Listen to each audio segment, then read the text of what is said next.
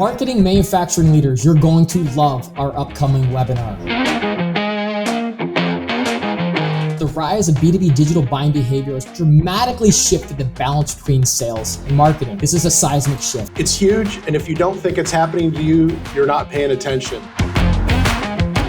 Your sales reps, on average, only have about 5% of the customer's time during a typical buyer's journey. If you look at your funnel and you see, wow, we're losing a lot of leads, they're not progressing through the funnel, or our trade show leads, lots and lots of quantity, not much quality, that's another sign that you're not reading the digital body language of your audience.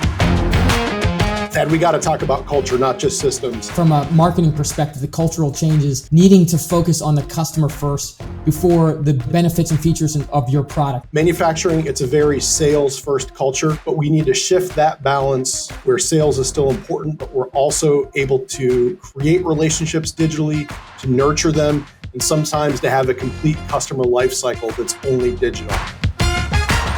How can we create scaled conversations with those customers that we're seeking to engage with and give them meaningful information and meaningful paths to move forward? So I think a lot of companies are just going tactical and practical. They're making the stories about themselves, not about their purchasers. Alignment is so critical. Creating alignment from your go-to-market strategy around brand, demand, and ABM, creating alignment around your key stakeholders, creating alignment from your technology perspective, and last but not least, creating a better buying experience because you've aligned against the needs of your buyers throughout each stage. If you're not investing in the technology and being thoughtful about linking it to your strategy, you're leaving money on the table. And I think marketers, specifically in manufacturing, must be able to measure their impact to business, and frankly, in a more accelerated format. We call it, accelerated impact over here.